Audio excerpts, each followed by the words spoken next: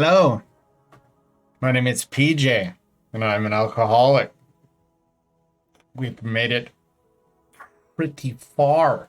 We've made it to chapter 7, working with other alcoholics, page 89. So about halfway through the first 164 pages of the big book of Alcoholics Anonymous. The first 164 pages outlines the program. After that, there's some stories to help potentially make things relatable to guys like me, people like you. I like the stories. I like the stories a lot. I don't know if I'll read the stories. Maybe I will. Maybe I won't.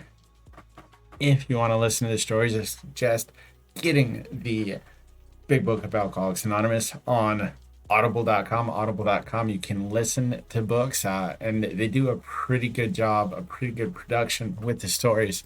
There's different actors and actresses who read the stories at the end of the book, and I find it rather enjoyable to listen before bed.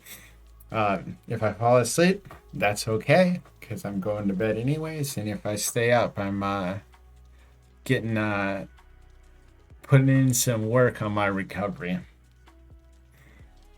Without further ado, let's get into it. Chapter 7, working with others. They tell me the way for me to keep it is to give it away. In order to keep it, you have to give it away. What giveaway was so freely given to me?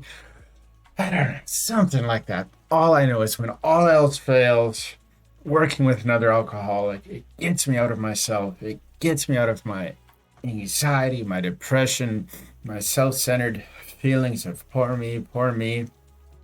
As I had mentioned in some earlier chapters, page 86 and 87, upon awakening, it tells us to pray, but to not pray for selfish means. And my strategy for that was as such that hey, God, universe, if you help me with my depression today, you help me with my anxiety today, I'll use that extra energy and I'll go try to help somebody. So me trying to go help somebody, sometimes that means working with other alcoholics. Sometimes it just means try to help someone else as they go better. And I got relief from my depression. I got relief from my anxiety in doing so. So when all else fails, work with others, work with another alcoholic, try to help someone else as they go better. Get out of yourself and go do that. Let's see what the book has to say about it. Enough of what I have to say. Here it is. Black and white, working with others. Chapter 7. Practical experience shows that nothing will so much ensure immunity from drinking as intensive work with other alcoholics. I'm going to go ahead and highlight that right off the go, because if that's true, it's an important thing to remember. Experience shows that nothing will so much ensure immunity from drinking as intensive work with other alcoholics. It works when other activities fail. This is our 12th suggestion. We're on to the 12th step, some of the maintenance steps. Get this far, work with others. This is our 12th suggestion. Carry this message to other alcoholics. You can help when no one else can. You can secure their confidence when others fail. Remember, they are very ill. Carry this message to other alcoholics. You who are listening, no matter who you are, what you've been through, if you're listening to this, you are uniquely qualified to go and help somebody. I don't know who that person is right now, but you yourself, you are uniquely qualified to help another person who's struggling with the same things you struggle with. Life will take on new meaning. To watch people recover and to see them help others, to watch loneliness vanish, to see a fellowship grow up around you, to have a host of friends. This is an experience you must not miss. We know you will not want to miss it. Frequent contact with newcomers and with each other is the bright spot of our lives. Perhaps you're not acquainted with any drinkers who want to recover. You can easily find some by asking a few doctors, ministers, priests, or hospitals. They will be only too glad to assist you. Don't start out as even an evangelist or reformer. Unfortunately, a lot of prejudice exists. You'll be handicapped if you arouse it. Ministers and doctors are competent and you can learn much from them if you wish, but it happens that because of your own drinking experience, you can be uniquely useful to other alcoholics.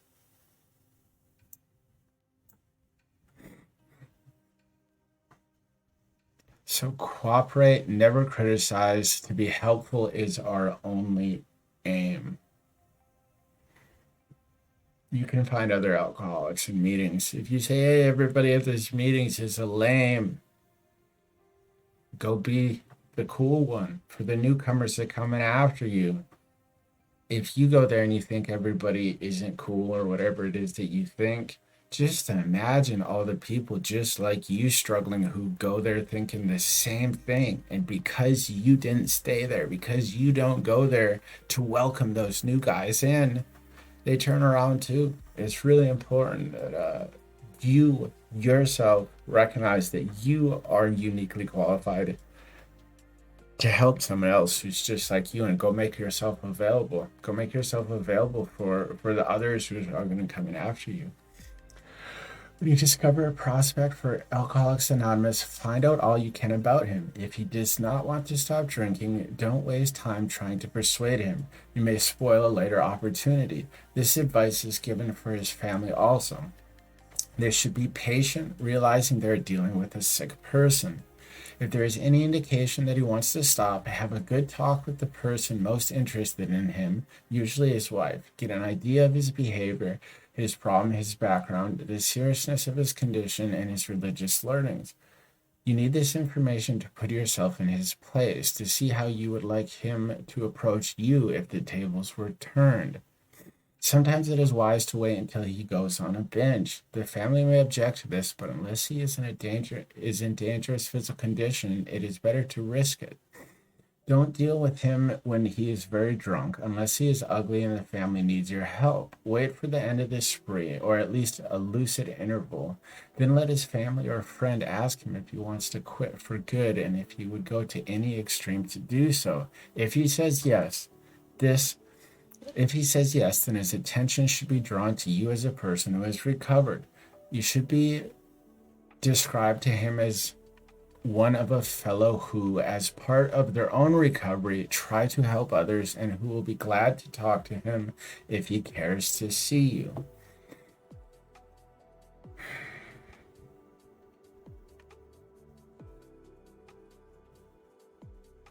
Sometimes it is wise to wait till he goes on a binge, right? To approach people when they're broken and hurting and desperate is a good time to slide in there and catch and hold someone's curiosity into what it is that you've done to recover. Nowadays, with fentanyl out there, this stuff gets real dangerous. It's very sad. Some people don't even get to hit a rock bottom, but this is the suggestion. Alcoholics Anonymous.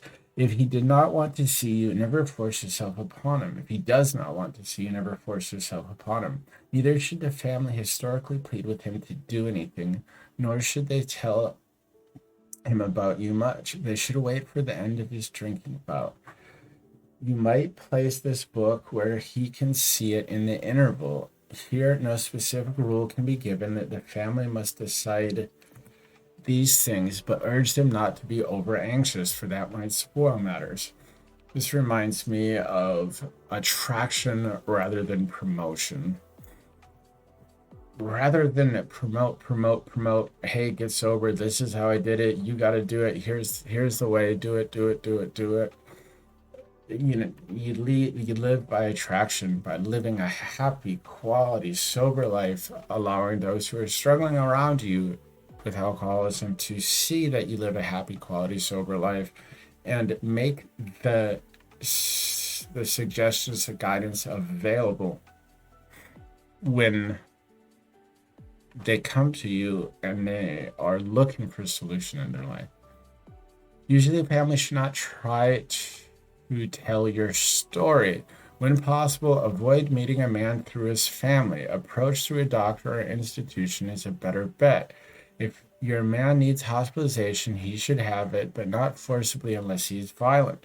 Let the doctor, if he will, tell him he has something in the way of a solution. When your man is better, the doctor might suggest a visit from you. Though you have talked with the family, leave them out of the first discussion. Under these conditions, your prospect will see is under no pressure. He will feel he can deal with you without being nagged by his family. Call on him while he is still jittery.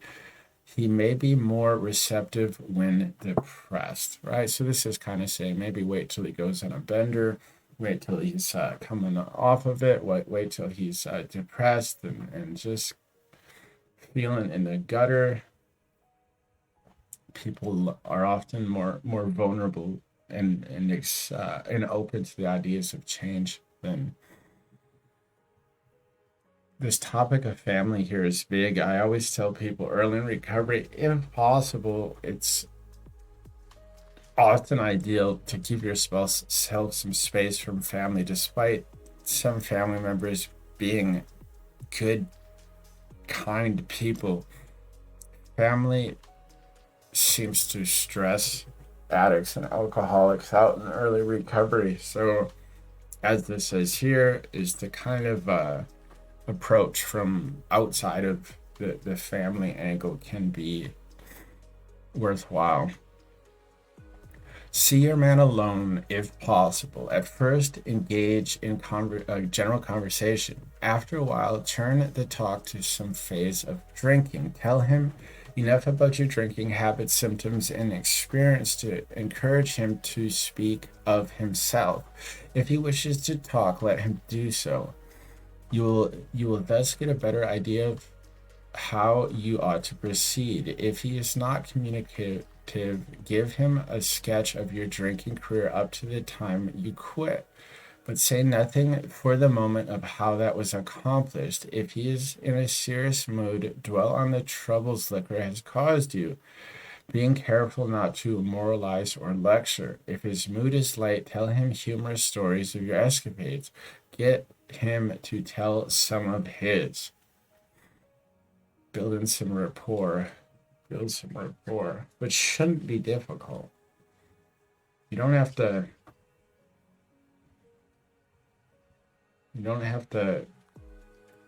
pretend to be something you're not in this. You can be genuine in your struggles, genuine in your stories and your fun. Connect with another alcoholic. Probably been able to do it with people outside of recovery. Now you get a chance to do it in recovery. When he sees, all about the drinking game, commence to describe yourself as an alcoholic. Tell him how baffled you were, how you finally learned that you were sick. Give him an account of the struggles you made to stop. Show him the mental twist which leads to the first drink of a spree. We suggest you do this as we have done it in the chapter on alcoholism. If he is alcoholic, he will understand you at once.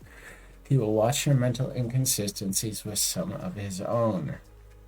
He will match your mental inconsistencies with some of his own. If you are satisfied that he is a real alcoholic, begin to dwell on the hopeless feature of the malady. Show him from your own experience how the queer mental condition surrounding that first drink prevents normal functioning of the willpower. Don't at this stage refer to the book unless he has seen it and wishes to discuss it. And be careful not to brand him as an alcoholic. Let him draw his own conclusions. If he sticks to the idea that he can still control his drinking, tell him that possibly he can, if he is not too alcoholic. But insist that if he is severely afflicted, there may be little chance he can recover by himself. It's always important to allow people to figure out on their own accord whether or not they are alcoholic and whether or not they can moderate their drinking. Hey, if you can moderate your drinking, my hat's off to you. I personally can't, but if you find yourself in that same boat, same situation as me, you might benefit from being a part of what I'm doing here, Alcoholics Anonymous.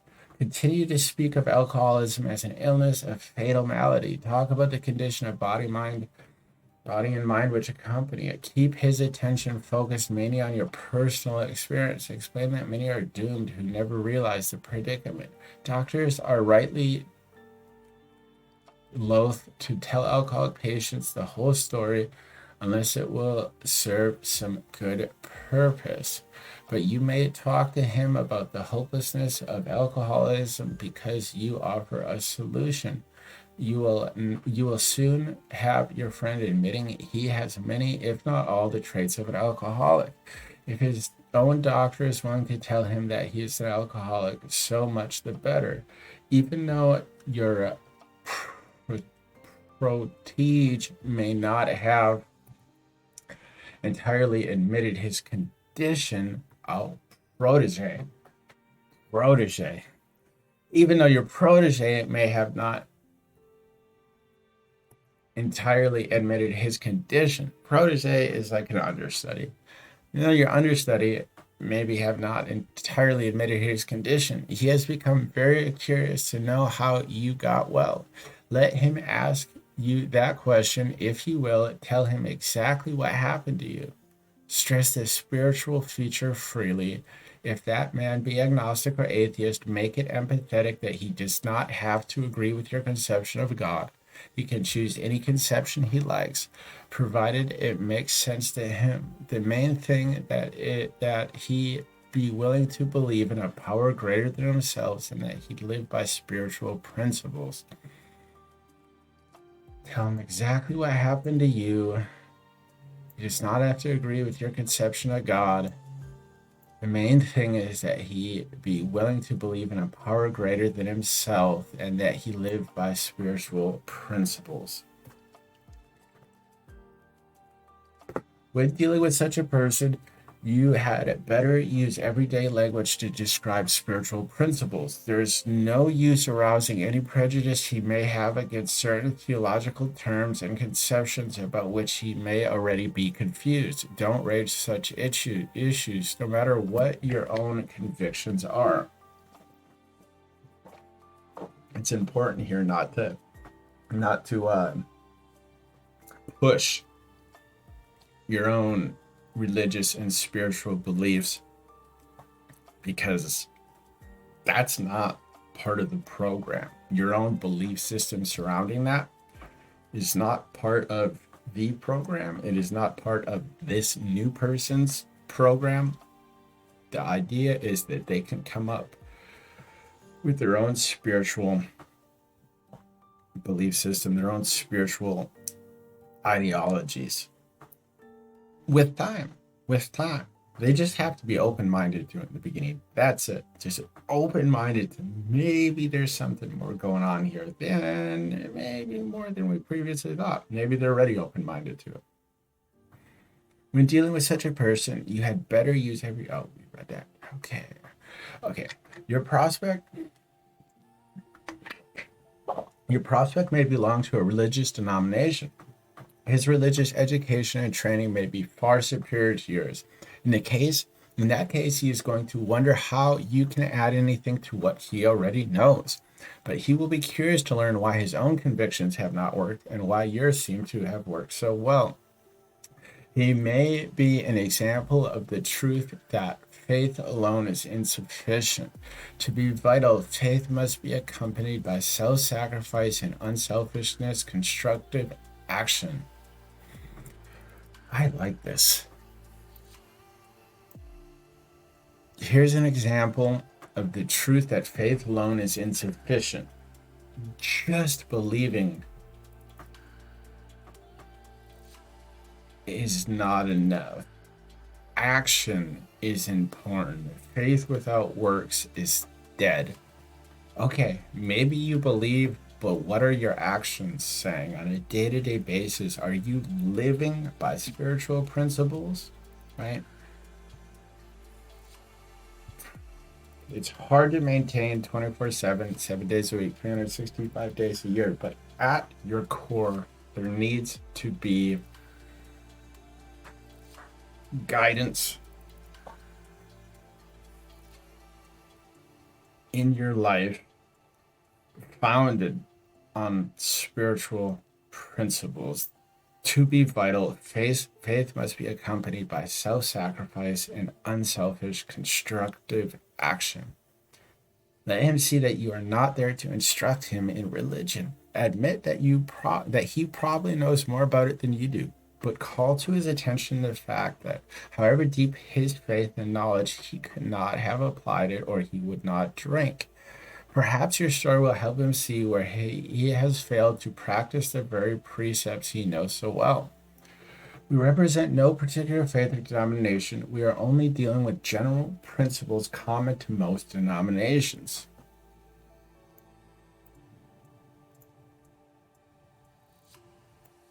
Outline the program of action, explaining how you made a self-appraisal, how you straightened out your past, and why you are now endeavoring to be helpful to him.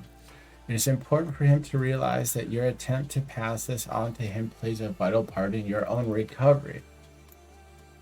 Actually, he may be helping you more than you are helping him. Make it plain he is under no obligation to you, that you hope only that he will try to help other alcoholics when he escapes his own difficulties.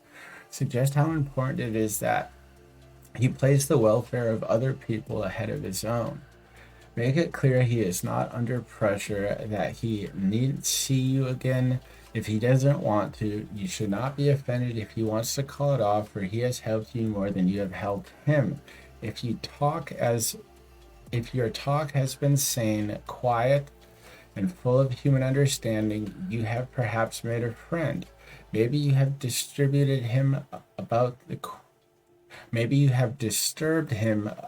question of alcoholism. This is all to the good. The more hopeful he feels, the better. He will be more likely to follow your suggestions. He has helped you more than you have helped him. Right? Me reading the big book Sundays, how I am right now, it is helping me as much, if not more, than it's helping anybody who hears me make this sentence, this statement right here, right now, in this moment. So it motivates me to continue to do this, despite the possibility it falls on deaf ears, doesn't get heard, or doesn't help someone. So I'm okay with doing it regardless of where it lands out there, help somebody, doesn't help somebody. I'm easygoing about it. I'm okay. As I said in the beginning, there's no obligation to anybody out there. My feelings don't be hurt if this doesn't make it to your ears. But here I am on a Sunday evening reading a big book of Alcoholics Anonymous, and I have a feeling that I'll be sober yet another day, emotionally sober, spiritually fit, doing good. Your candidate may give reasons why he not follow all of the program. He may rebel at the thought of drastic house cleaning, which requires discussion with other people. Do not contradict such views. Tell him you once felt as he does, but you doubt whether you would have made much progress had you not taken action. On your first visit, tell him about the Fellowship of Alcoholics Anonymous. If he shows interest, lend him a copy of this book.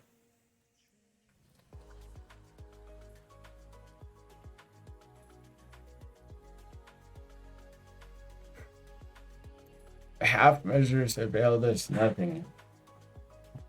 I don't push it too hard, but when we start getting into it, I let people know, like, hey, if you're going to do it, do the whole thing. How free do you want to be?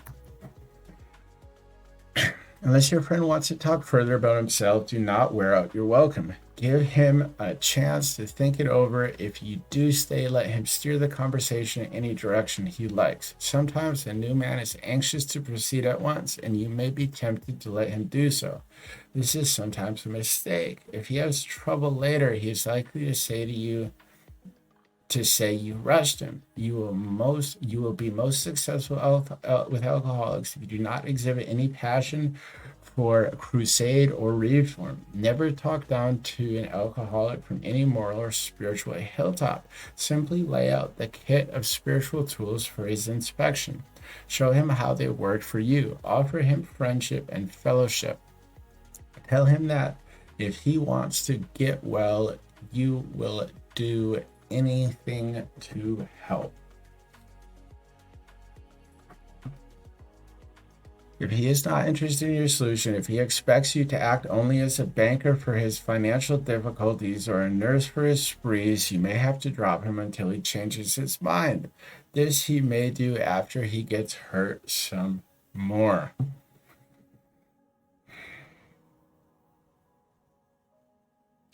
I've had sponsor friends who will require their sponsees, they call, say, hey, da da da. I said, have you prayed yet? And he's like, no. He's like, all right, pray, then call me back. Click. If a person's seemingly taking advantage of your time without participating in the suggestions, you can lay down some rules of, hey, get this done and then call me. Call us. It's not done. Hey, man, get it done. Call me. I'm pretty easygoing. I'm personally tolerant to a little more BS sometimes than other people. I always just try to kind, love, patient, tolerant, love, and support. But the hard road can be what's needed for some of us. If he's sincere, if he's seriously interested and wants to see you again, ask him to read this book in the interval. After doing that, he must decide for himself whether he wants to go on. He should not be pushed or prodded by you, his wife, or his friends. If he is to find God, the desire must come from it within. Pretty much what I said. If he's sincerely interested and wants to see you again, ask him to read this book, right? If he's really, but read a little bit of the book. Read some of the book. Let me know what you think. If he thinks he can do the job in some other way or prefers some other spiritual approach, encourage him to follow his own conscience. We have no monopoly on God. We merely have an approach that works with us. But point out that we alcoholics have much in common and that we would like, in any case, to be friendly. Let it go at that. Don't be discouraged if your prospect does not respond at once. Search out another alcoholic and try again. You are sure to find someone desperate enough to accept with eagerness what you offer. We find it a waste of time to keep chasing a man who cannot or will not work with you. If you leave such a person alone, he may soon become convinced that he cannot recover by himself. To spend too much time on any one situation is to deny some other alcoholic opportunity to live and be happy. One of our fellowship failed entirely with his first half dozen prospects. He often says that if he had continued to work on them, he might have deprived many others who have since recovered of their chance. I've sponsored a lot of guys who didn't end up staying sober or stopped calling me. I don't chase after them. Sometimes I even forget that they're my sponsee. If I've got a few guys I'm working with and they haven't called, and one of them hasn't called in a few weeks, I'm working with the other guys and they call me. I was like, oh yeah, hey, what's up, man? What's up? I kind of just like I space it out, But I'm there. I'm ready to help the person who really wants it, who's gonna call me, who's open-minded to some guidance, who's putting some effort and some action in. Let's go. Love helping those guys. Suppose now you are making your second visit to a man. He has read this volume and says he is prepared to go through the 12 steps of the program of recovery. Having had the experience yourself, you can give him much practical advice. Let him know you are available if he wishes to make a decision and tell his story. But do not insist upon it if he prefers to consult someone else. So this is starting to sound like sponsorship. They do not use the word sponsorship in the big book. They use it in the 12 steps of 12 tradition books, but it's not mentioned here. But that generalized is what this is talking about, is sponsoring other people, helping them through the program of recovery, helping them through their steps, helping guide them through this first 164 pages of the big book, steps 1 through 12. Let's go. He may be broke and homeless. If he is, you might try to help him about getting a job or give him a little financial assistance, but you should not deprive your family or creditors of money they should have. Perhaps you will want to take the man into your home for a few days, but be sure to use your discretion. Be certain he will be welcomed by your family and that he is not trying to impose upon you for money, connections, or shelter. Permit that and you only harm him. You will be making it possible for him to be insincere. I caution you with this, but at the same time, I know individuals who have taken people in to help them get sober, and it has worked out. Careful. He may be aiding in his destruction rather than his recovery, right? So if we're enabling somebody to take advantage of us, if we're enabling somebody to keep getting by despite not wanting to change, we are allowing them to continue their previous way of life easier without needing to change. The worse things can get for somebody without them dying, the better. The better it is, the more open-minded, the more willing to change they will end up being. Never avoid these responsibilities, but be sure you are doing the right thing if you assume them. Helping others is the foundation stone of your recovery. A kindly act once in a while isn't enough. You have to act the Good Samaritan every day if need be. It may mean the loss of many nights' sleep, great interference with your pleasures, interruptions to your business. It may mean sharing your money and your home, counseling frantic wives and relatives, in innumerable trips to police courts, sanitariums, hospitals, jails, and asylums. Your telephone may jangle at any time of the day or night. Your wife may sometimes say she is neglected. A drunk may smash the furniture in your home or burn a mattress. You may have to fight with him if he is violent. Sometimes you'll have to call a doctor and administer sedatives under his direction. Another time you may have to send for the police or an ambulance. Occasionally you will have to meet such conditions.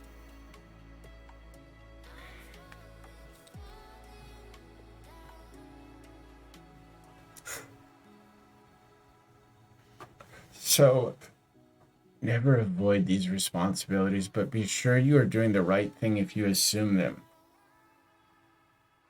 Helping others is the foundation stone of your recovery.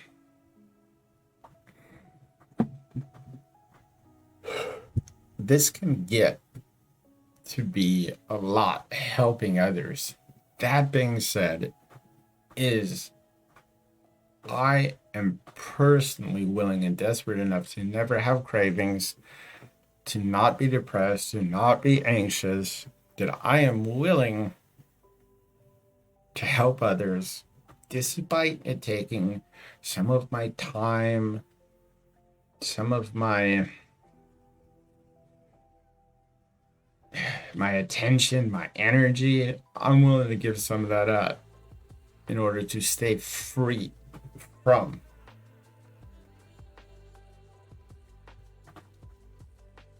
the ickiness of alcoholism, restless, irritable, discontent. I'm willing to raise my hand and say, sign me up. I'll do that. I'll live by these principles. In exchange, I don't have cravings. In general, I'm not depressed, anxious, and restless. It's worth it to me. We seldom allow an alcoholic to live in our homes for a long time. It's not good for him, and it sometimes creates serious complications in a family. If an alcoholic does not respond, there is no reason why you should neglect his family. You should continue to be friendly with them. The family should be offered your way of life. Should they accept and practice spiritual principles, there is a much better chance that the head of the family will recover. And even though he continues to drink, the family will find life more bearable. Al-Anon. For the type of Al-Anon is a program for family members. If you're not familiar, it's helpful for them to adopt similar spiritual principles, apply them in their lives. It's helpful for the alcoholic. It's helpful for the family dynamic. All people would benefit from practicing these principles in all their affairs, given the willingness and desire to want to do so. The type of alcoholic who is able and willing to get well, little charity in the ordinary sense of the word is needed or wanted. The men who cry for money and shelter before conquering alcohol are on the wrong track. Yet we do go to great extremes to provide each other with these very things when such action is warranted. This may seem inconsistent, but we think it's not. It's not the matter of giving that is in question, but when and how to give. That often makes the difference between failure and success. The minute we put our work on a service plane, the alcoholic commences to rely upon our assistance rather than upon God. He clamors for this or that, claiming he cannot master alcohol until his material needs are taken care of. Nonsense. Some of us have taken very hard knocks to learn this truth. Job or no job, wife or no wife, we simply do not stop drinking as long as we place dependence upon other people ahead of the dependence on God. I can see this making a lot of sense, is that if we are too helpful, the alcoholic won't have the opportunity to develop a relationship with a higher power that does take care of us, that will make sure that we're okay if we are willing to practice principles of this program. I don't need other human beings to be okay. I will be okay. Higher powers got my back. I keep living by these principles time and time again. Ever since I've gotten sober, everything's going to be okay. Humans will fail you ultimately. They will. They don't last forever. Relationship with a higher power and giving someone the opportunity to discover this is extremely valuable. Burn the idea into the consciousness of every man that he can get well regardless of anyone. The only condition is that he trusts in God and clean house.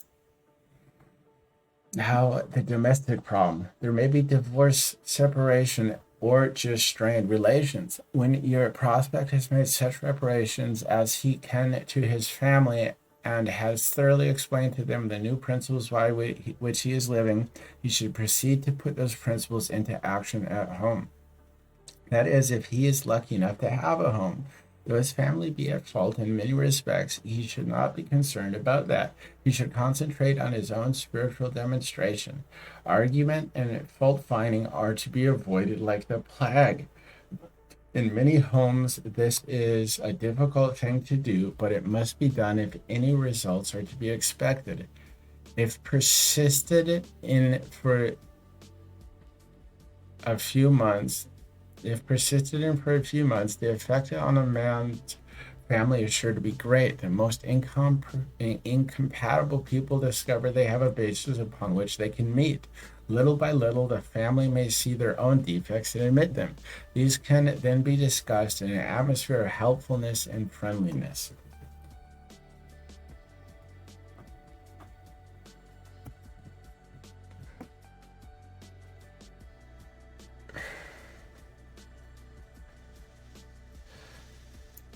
So practice these principles in all of our affairs. If we bring the principles of the Alcoholics Anonymous program into our lives, practice them in all of our affairs, we will see our employment environment, our family life, all of it improves.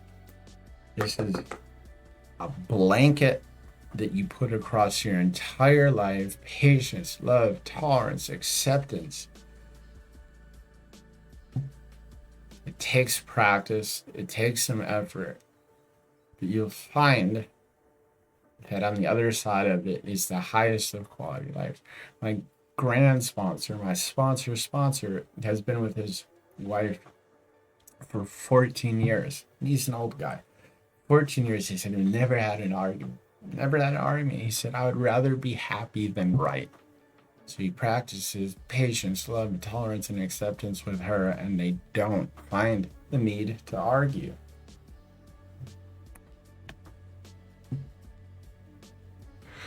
After they have seen tangible results, the family will perhaps want to go along. These things will come to pass naturally and in good time, provided, however, the alcoholic continues to demonstrate that he can be sober, considerate, and helpful regardless of what anyone says or does. Of course, we all fall much below the standard many times, but we must try to repair the damage immediately, lest we pay the penalty by a spree. So after your family starts to see the result of practicing these principles in all our affairs, they might want to start living by these principles too.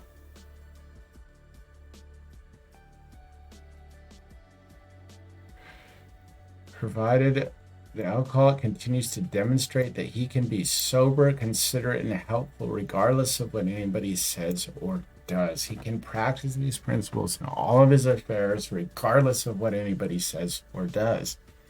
We'll fall short, but when we do fall short, try to repair the damage immediately so we can stay happy, joyous, and free and not end up on another spree. If there be divorce or separation, there should be no undue haste for the couple to get together. The man should be sure of his recovery. The wife should fully understand his new way of life. In their old relationship, it is to be assumed it must be on a better basis. If their old relationship is to be resumed, it must be on a better basis, since the former did not work. This means a new attitude and spirit all around. Sometimes it is to the best interest of all concerned that a couple remain apart. Obviously, no rule can be laid down. Let the alcoholic continue his program day by day. When the time for living together has come, it'll be apparent for both parties. I have a lot of sponsees who are in hot water, in the doghouse, in trouble in their relationships, and they're getting sober. Often their spouse or their girlfriend has left them, and they are desperate to get them back to make things right. And I let them know, you need to focus on this, make this your priority. If your only problem that you have is whether or not you're willing to participate fully in this program. If you're willing to stay willing, you participate fully in this program, all of your other problems will go away. That person that you turn into is to be so attractive that people in your past, more often than not, have no choice but to regain attraction for you down the road once you've made this conversion into the new you that's happy, joyous, and free, and a good person. Once you become this great, good, awesome person that the program will help you grow into, you become attractive again. Even people who in the past thought you were repulsive because of your actions, they have no choice but to say, hey, he's a good dude, she's a good chick. Look at her. Wow.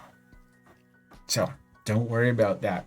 Focus on personal growth and recovery, and everything else will fall into place. But no alcoholics say he cannot recover unless he has his family back. This just isn't so. In some cases, the wife will never come back for one reason or another. Remind the prospect that his recovery is not dependent upon people. It is dependent on his relationship with God. We have seen men get well whose families have not returned at all. We have seen others slip when their family came back too soon. Yeah, there's nothing worse than manipulating the girlfriend, the spouse back into your life just for you to relapse again and again and again and again.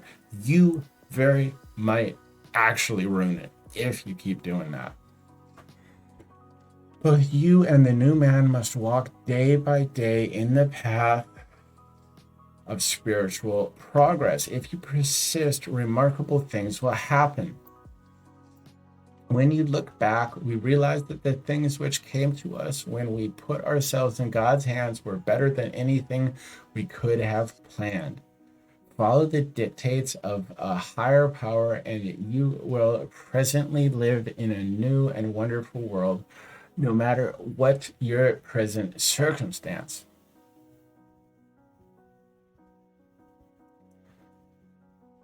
When working with a man and his family, you should take care not to participate in their quarrels. You may spoil your chance of being helpful if you do, but urge upon a man's family that he has been a very sick person and he should be treated accordingly. You should warn against arousing resentment or jealousy. You should point out that his defects of character are not going to disappear overnight. Show them that he has entered upon a period of growth. Ask them to remember, when they are impatient, that blessed fact of his sobriety.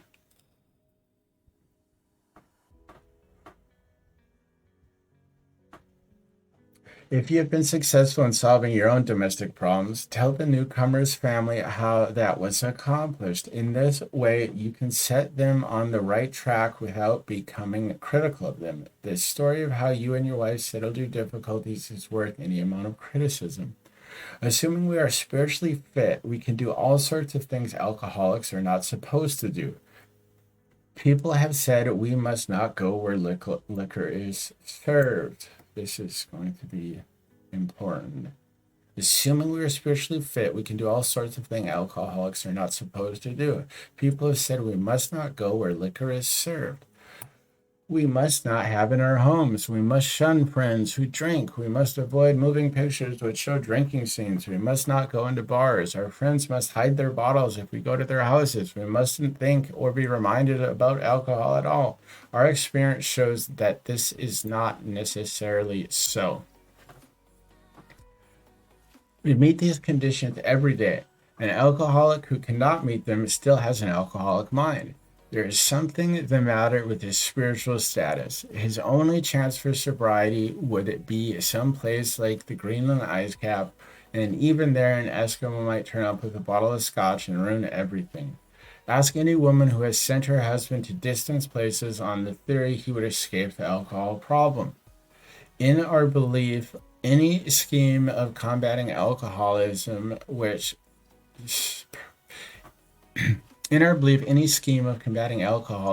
purposes to shield the sick man from temptation is doomed to failure. Alcohol and drugs were not the problem. They were the solution. They were the solution for the problem. And the problem is the way that I feel. Taking alcohol and drugs away is not the solution, because that wasn't the problem in the first place. If the alcoholic tries to shield himself, he may succeed for a time, but he usually winds up with a bigger explosion than ever. We have tried these methods. These attempts to do the impossible have always failed. So our rule is not to avoid a place where there is drinking if we have a legitimate reason for being there. So our rule is not to avoid a place where there is drinking if we have a legitimate reason for being there. This sentence is important. If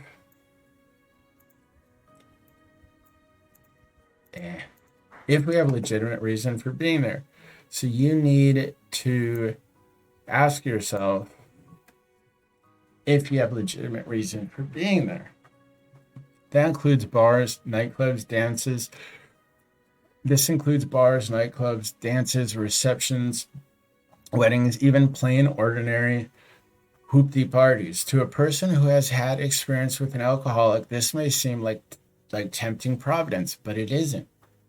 You will note that we made an important qualification. Therefore, you ask yourself on each occasion, have I any good social, business, or personal reason for going into this place?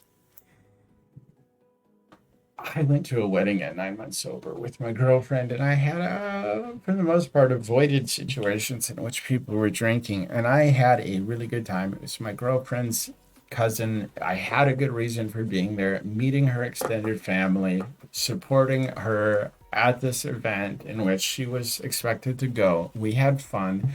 I had a great experience because this was one of the first times where I was in a situation as such, and I was able to laugh and make jokes and have fun and have the freedom that those 2, 3, 4 beers always promised me, but ended in problems. Without the alcohol, this program had given me everything that the alcohol at one point or another had tricked me into thinking was available through alcohol, if that makes sense. Or am I expecting to steal a little vicarious pleasure from the atmosphere of such places? If you answer these questions satisfactorily, you need have no apprehension. Go or stay away, whichever seems best. But be sure you are on solid spiritual ground before you start that, and your motive is going is thoroughly good. Do not think of what you will get out of the occasion. Think of what you can bring to it. But if you are shaky, you'd better work with another alcoholic instead. You want to be careful not to awake your addiction monster. If you're putting yourself in situations where you think you're going to steal a vicarious pleasure, that wakes your little addiction monster up that's in you. An addiction monster. If you allow him to go to sleep and stay asleep, life is easier. But if you're around people without good reason, without good motive, who are doing the drinking, having fun, partying, you don't want to be in a situation where the alcoholic inside of you starts to think that you can do the same thing. Why sit with a long face in places where there is drinking, sighing about the good old days? If it is a happy occasion, try to increase the pleasure of those there. If it is a business occasion, go and attend to your business enthusiastically. If you are there with a person who wants to eat in a bar, by all means go along. Let your friends know they are not to change their habits on your account. At a proper time and place, explain to all your friends why alcohol disagrees with you. If you do this thoroughly, few people will ask you to drink. While you are drinking, you are withdrawing from life little by little. Now you are getting back into the social life of this world. Don't start to withdraw again because your friends drink liquor. Your job now is to be at the place where you may be of maximum helpfulness to others. So never hesitate to go anywhere if you can be helpful. You should not hesitate to visit the most sordid spot on earth on such an errand. Keep on the fiery line of life with these motives, and God will keep you unharmed. Wake up every day and say, I'm going to help somebody's day go better. Many of us keep liquor in our homes. We often need it to carry green recruits through a severe hangover. Some of us still serve it to our friends provided they're not alcoholic, but some of us think we should not serve liquor anymore. We never argue this question. We feel that each family, in the light of their own circumstances, ought to decide for themselves. We are careful never to show intolerance or hatred of drinking as an institution. Experience shows that such an attitude is not helpful to anyone.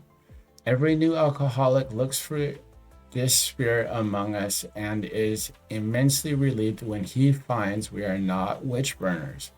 A spirit of intolerance might repel alcoholics whose lives could have been saved had it not been for such stupidity. We would not even do the cause of temptation. We would not even do the cause of temperate drinking any good, for not one drinker in 1,000 likes to be told anything about alcohol by one who hates it. Someday we hope that Alcoholics Anonymous will help the public to a better realization of the gravity of the alcoholic problem, but we shall be of little use if our attitude is one of bitterness or hostility. drinkers will not stand for it. After all, our problems were of our own making. Bottles were only a symbol. Besides, we have stopped fighting anybody or anything. We have to. Right? This gets back to the alcohol. The drugs weren't the problem, it was the solution. And the problem was me. Alcohol, I shouldn't hate alcohol. Alcohol was a wonderful solution. Well, it worked. Alcohol is not something to be hated. It was just a solution that stopped working for me. I did hate myself when I started. I hated what drugs and alcohol had done to me. There's that saying, guns don't kill people, people do. So it's kind of like that. Alcohol doesn't kill people, people do. Alcohol was not to be hated. It just isn't something that fits. It's not something that works in my life. So, working with others, when all else fails, work with another alcoholic. That's all I got for you tonight. I hope you're having a good day, evening, morning, weekend, weekday, whatever it might be. Stay hopeful. If you have made it this far, I truly, truly, truly have high hopes for you, and you should be hopeful too. Be proud of yourself for committing to this one day at a time, as you have, and be proud of yourself if you didn't drink today. Don't count the amount of times you drank, count the amount of times you didn't drink. If you did drink today, that's okay. We're alcoholics. That's what we do. So don't worry. One day at a time, things are going to get better. Thank you. Good night.